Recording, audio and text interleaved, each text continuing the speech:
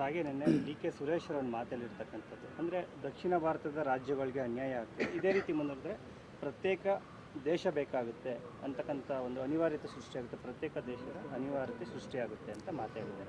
ದಕ್ಷಿಣ ಭಾರತ ಒಂದು ಪ್ರತ್ಯೇಕ ರಾಷ್ಟ್ರವಾಗಿ ಹೊರಹೊಮ್ಮಬೇಕು ಅಂತಕ್ಕಂಥ ಇನ್ಸೆನ್ಸಿಟಿವ್ ಹೇಳಿಕೆ ಏನಿದೆ, ಚುನಾಯಿತಿ ಪ್ರತಿನಿಧಿಗಳು ಅದರಲ್ಲೂ ಸಂಸದರಾಗಿ ಆಯ್ಕೆಯಾಗಿರ್ತಕ್ಕಂಥವ್ರು ಅತ್ಯಂತ ಜವಾಬ್ದಾರಿಯುತವಾದಂಥ ಒಂದು ಸ್ಥಾನದಲ್ಲಿರ್ತಕ್ಕಂಥವ್ರು ಈ ರೀತಿಯಾದಂಥ ಬಾಲಿಶವಾದಂಥ ಹೇಳಿಕೆಯನ್ನು ಕೊಡ್ತಕ್ಕಂಥದ್ದು ನಿಜಕ್ಕೂ ಕೂಡ ಖಂಡನೀಯ. ಇದು ಕಾರಣ ಇವತ್ತು ಭಾರತವನ್ನು ಎರಡು ವಿಭಾಗಗಳಾಗಿ ಮಾಡಬೇಕು, ಬೇರೆ ದೇಶವನ್ನೇ ಮಾಡಬೇಕು ಅಂತಕ್ಕಂಥದ್ದಾದರೆ ನಿಜಕ್ಕೂ ಇದಕ್ಕೆ ಯಾವ ರೀತಿ ಉತ್ತರ ಕೊಡಬೇಕು ಅಂತಕ್ಕಂಥದ್ದು ಅರ್ಥ ಆಗೋದಿಲ್ಲ. ದಯಮಾಡಿ ಈ ರೀತಿಯಾದಂಥ ಹೇಳಿಕೆಗಳು ಮುಂದಿನ ದಿನಗಳಲ್ಲಿ ಯಾವುದೇ ಜನಪ್ರತಿನಿಧಿಗಳು ಕೊಡದೇ ಇರಲಿ ಅಂತಕ್ಕಂಥದ್ದು ದಯಮಾಡಿ ಮನವಿ ಮಾಡ್ತೀನಿ ಈ ಸಂದರ್ಭದಲ್ಲಿ. ನಾನು ಹೇಳಿದಂಥ ಅರ್ಥ ಏನು ಅಂತ ಹೇಳಿದ್ರೆ, ಪದೇ ಪದೇ ರಾಜ್ಯಕ್ಕೆ ಒಂದು ಅನುದಾನ ವಿಚಾರ ಅನ್ಯಾಯ ಆಗ್ತಿದೆ, ಇದನ್ನ ಸರಿ ಮಾಡಬೇಕು ಅನ್ನೋ ಅರ್ಥದಲ್ಲಿ ಹೇಳಿದ್ದಾರೆ. ಸರ್, ಅನುದಾನ ವಿಚಾರದಲ್ಲಿ JDSನ ಸ್ಟ್ಯಾಂಡ್ ಏನು ಸರ್? ನೋಡಿ, I will tell you one thing. ಕೇಂದ್ರ ಸರ್ಕಾರದಿಂದ ಅನುದಾನಗಳು ಯಾವ ರೀತಿ ಫೈನಲೈಸೇಷನ್ ಆಗ್ತದೆ? ಫೈನಾನ್ಸ್ ಕಮಿಷನ್ ಅಂತಕ್ಕಂಥದ್ದು it is a individual separate body ಅದು. ಸೊ ನಿಮಗೆ ಪಾಪ್ಯುಲೇಷನ್ ಬೇಸಿಸ್ಸು, ಆರ್ಥಿಕವಾಗಿ ರಾಜ್ಯಗಳು ಯಾವ ರೀತಿ ಹಿಂದುಳಿದಿರ್ತಕ್ಕಂಥದ್ದು, ಇನ್ಫ್ರಾಸ್ಟ್ರಕ್ಚರ್ ಇರ್ಬೋದು, ಡೆವಲಪ್ಮೆಂಟಲ್ ವರ್ಕ್ಸ್ ಇರ್ಬೋದು, ಇದ್ರ ಮೇಲೆ ಅದೊಂದು it's a separate body, independent body. Finance ಕಮಿಷನ್ನು ಕೊಡ್ತಕ್ಕಂಥ ಒಂದು ರಿಪೋರ್ಟ್ ಏನಿದೆ, ಆ ರಿಪೋರ್ಟ್ ಮೇಲೆ ಕೇಂದ್ರ ಸರ್ಕಾರ ತಗೊಳ್ತಕ್ಕಂಥ ಒಂದು ತೀರ್ಮಾನ, ಇದನ್ನು ನಾವು ಅರ್ಥ ಮಾಡ್ಕೊಳ್ಬೇಕಾಗ್ತದೆ ಭಾಳ ಸೂಕ್ಷ್ಮವಾಗಿ. ಒಂದು ಆಮೇಲೆ 2009ರಿಂದ 13 ಸಂದರ್ಭದಲ್ಲಿ UPA ಸರ್ಕಾರ ಇದ್ದಂಥ ಸಂದರ್ಭದಲ್ಲಿ ದೇಶದಲ್ಲಿ ಮಾಜಿ ಪ್ರಧಾನಮಂತ್ರಿಗಳು ಮನಮೋಹನ್ ಸಿಂಗ್ ಅವರು ಕೊಟ್ಟಿರ್ತಕ್ಕಂಥ ಅನುದಾನ ಕರ್ನಾಟಕಕ್ಕೆ ತೆಗೀಲಿ, ಅವ್ರ ಹತ್ರನೇ ಇದೆ ಎಲ್ಲ.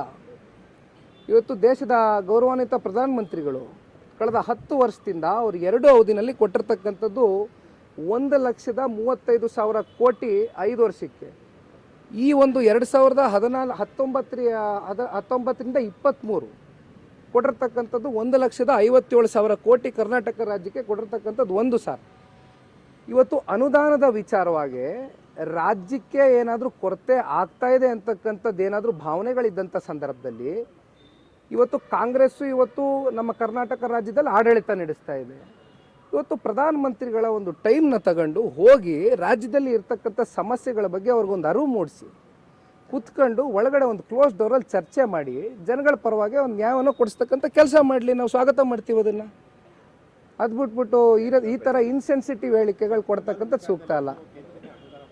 JDSನ ಸ್ಟ್ಯಾಂಡ್ ಏನು ಅಂತ, ನೀವು ಕೂಡ ಈಗ ಬಿಜೆಪಿ ಜೊತೆ ಹೊಂದಾಣಿಕೆ ಮಾಡ್ಕೊಂಡಿದ್ದೀರಾ, ಅದನ್ನ ಆದಷ್ಟು ಬೇಗ ಬಿಡುಗಡೆ ಆಗಬೇಕು, ಕೇಂದ್ರ ಸರ್ಕಾರಕ್ಕೆ ನೀವೇನು ಒತ್ತಡ ಹಾಕ್ತೀರಾ?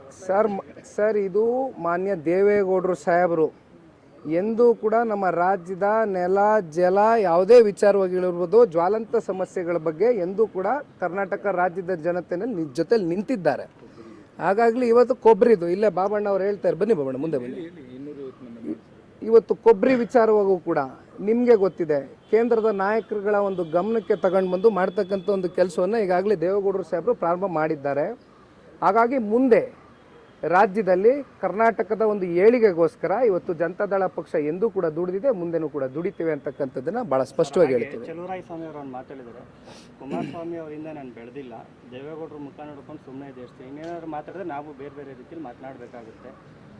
ಮಂಡ್ಯ ಜನ ಸಾಕಷ್ಟು ಪ್ರೀತಿ ತೋರಿಸಿದರೆ ಕುಮಾರಸ್ವಾಮಿ ಅವರಿಗೆ. ಕುಮಾರಸ್ವಾಮಿ ನೋಡಿದ್ರೆ ಮೊನ್ನೆ ಬೆಂಕಿ ಹಚ್ಚತಕ್ಕಂಥ ರೀತಿಯಲ್ಲಿ ಅಭಿಪ್ರಾಯ ವ್ಯಕ್ತಪಡಿಸಿದ್ದಾರೆ. ಮಂಡ್ಯದಲ್ಲಿ ಆಗ್ತಾ ಇರೋದಕ್ಕೆಲ್ಲ ಅವ್ರ ಕಾರಣ.